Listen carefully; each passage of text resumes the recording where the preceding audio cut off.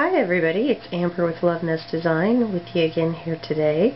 I have Miss Maddie here showing you the scale of what we're going to make, which is this can of dog food and the dish of food. And this is a new camera, but unfortunately it's not going to show you the level of detail that I would like. Arrgh. Oh well, you get the point. Fairly natural looking miniature food, Playscale. I'm going to put the camera down so that you can see what I'm doing. So, what we're going to use is this, which I got at the dollar store. It's Tiny Pets, Wiggle Head play sets. I have been actually just putting the dogs in the yard sale pile. I do not care about them at all. The parts that I bought it for were these two right here. Now, I got these at a simple Dollar Tree, just like, you know, any Dollar Tree anywhere. But if you don't want to go and spend $1 on these two little plastic bits, you can use the lids from these machine bubbles.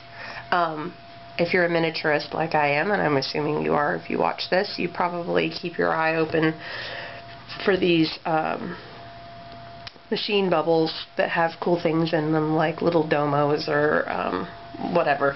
And so I saved the bubbles because they're useful too, but the lids make a good sized bowl for your pet food. So you can swap out 2 of those if you don't want to go and get one of these.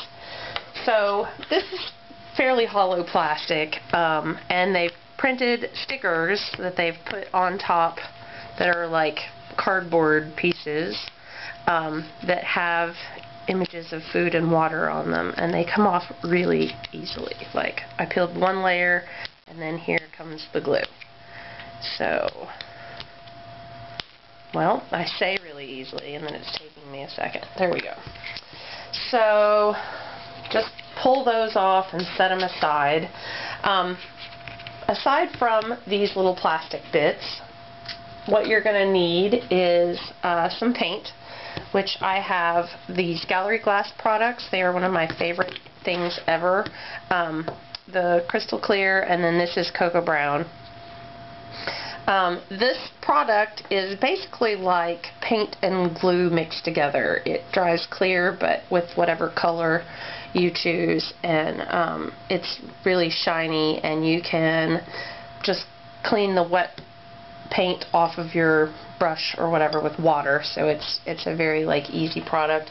You can get it at any craft store. It probably costs you about $2.50 a bottle, and they're worth it. With miniature projects too, they last a really long time with these big old tubes. I also have some of these Liquitex paints, which are for painting the squeak toy. If you don't want to do that, then you don't really need these at all. And the last thing I have is some accent acrylic paint in a brown color. This is a really old bottle, so I don't even know if they make Sedona clay, which is the name of this color. But basically you just want kind of like a reddish brown that looks like dog food. The other thing that I'm using is these little bead pellet things. They look like ice cubes. They come out of Beanie Babies or those little bean friends. These are essentially the beans, and they're just plastic little round pellets. And I basically will, like, I watch for thrift store toys that have these in them, and I will buy one and rip it open. I'm not saying destroy a collectible, I'm just saying, you know, do what you need to do.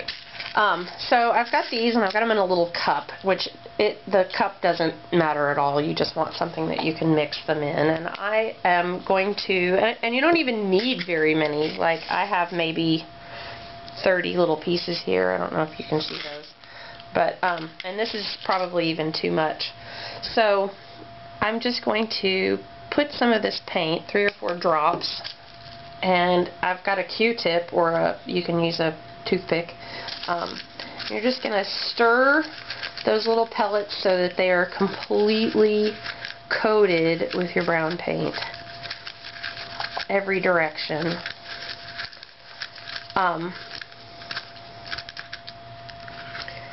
And actually, I skipped a step. What I have been doing with these is I come in first and I do the water. I'm skipping ahead, but it's no big deal because I haven't committed to it yet.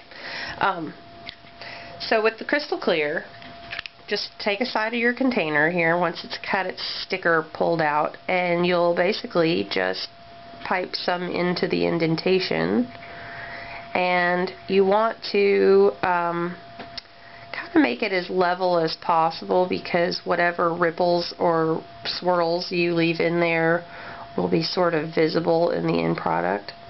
The other thing that you want to do is take a toothpick and pop any little bubbles that you see. It's not a big deal if you leave one or two, but if you shake your bottle violently and then do this and you end up with 2 or 3 bubbles, it can make it look like you're giving your little dog Perrier, which, I don't know, maybe you're fancy and you want to do it that way, but I don't give my dog sparkling water. So anyway, it's milky now, but when it dries it will be crystal clear, and so I have gone ahead and done that and set it aside and let it dry, and this is the side that's now done on my dish. So I'm going to go ahead and proceed and put my pellet dog food into the other side, and basically you're just kind of piling it in there. Oh man, I'm making a mess too. It's fine, I can show you how to clean up a mess, right? So just going to kind of pile it in there. This is when I switch over to my toothpick and push as much of it into that indentation as possible. And you don't have to get it all in there, you just want what looks like a natural amount. So, you know, if you coat too much with paint or whatever, don't feel compelled to use it all. But piling it into my dish, and I actually could have stood to have used just a little bit more paint on these, but it's not a big deal for the illustration. And if you get to this point and you realize, hey, I should have coated these with paint a little more, just go ahead and dump them back into the cup, add more paint, and then come back and clean up your dish before you try again. So I'm just dipping a Q-tip into some water and cleaning off where I got the brown paint in areas I don't want it, because obviously I don't want brown paint everywhere. So, and if it's on the lip of the thing, that's fine. We can coat it with the gallery glass and make it look like gravy, but you don't want it dribbling and oozing everywhere. So anyway, general point, you get it. Just pile it all in there until it looks like a pleasing mound of dog food, and then you want to set it aside to dry. Excuse me. I'm going to go ahead and wipe off my little extra pellets here so that my thing isn't a total mess. So now that's drying, and I'm coming to this one, which has already dried through that stage.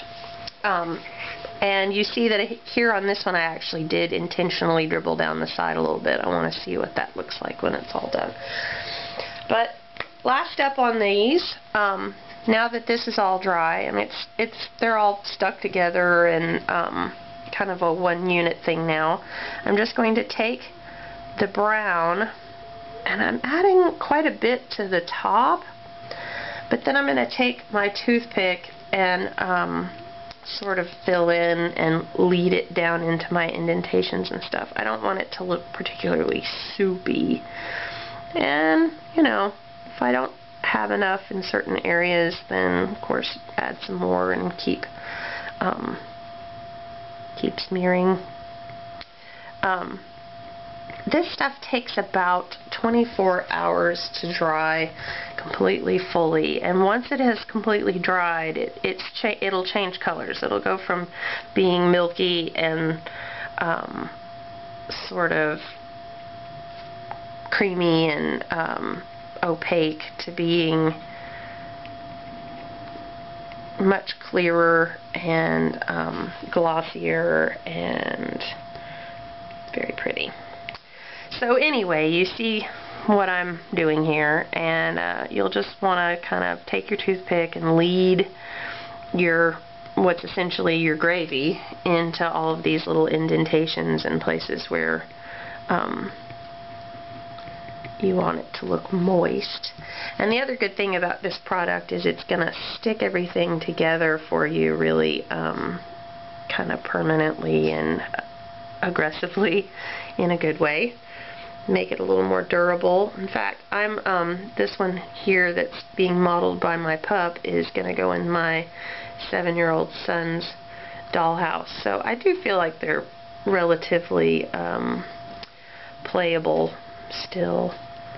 And of course my cat wants out of the room now and the door's closed. Isn't he sweet? So anyway, there's that. And I've managed to completely coat it. I wasn't planning on it, but anyway, coat it, set it aside. When it's done, it will look like this. And then you can come in and paint the details out afterwards if you'd like. Now I would recommend, because you see I've painted there's little shapes of flowers and leaves and stuff on there. So I just went through and picked out with my brush the little raised areas that were already there.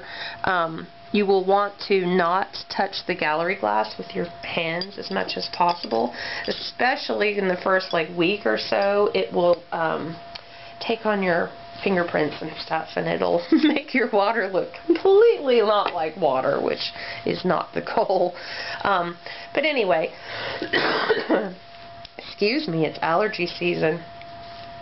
I'm going to show you here with the paint on the squeak toy basically how I would do that. I've got a couple of little painted squeak toys here. I looked online at squeak toys. I always find it's useful to look at real life examples of things when you're going to try and duplicate them later. Squeak toys either, there are some that look like real cheeseburgers and stuff that are kind of photorealistic, but overall it seems to me like the general theme on squeak toys is to be brightly colored and sort of playful and obnoxious looking. So I'm just picking out the details on these little pies with the bones on top in super bright colors to make them even look more squeak toy-y to me. I didn't want them to look like a natural pie. So there's no need to make creamy beige crust colors and stuff like that. I'm not trying to fool anyone that way. So anyway, going around painting the details, and in the end you have what looks like a pretty good squeak toy. I think it goes from being this to being like that. So looks pretty good. The last thing I was going to show you is the Gloria brand things. They have these soda cans that are you can kind of see kind of a creamy beige color, and I have spray painted them in a silver blank color, and then I have here some Target brand washi tape up and up that you only need a few inches of, and snipping it off.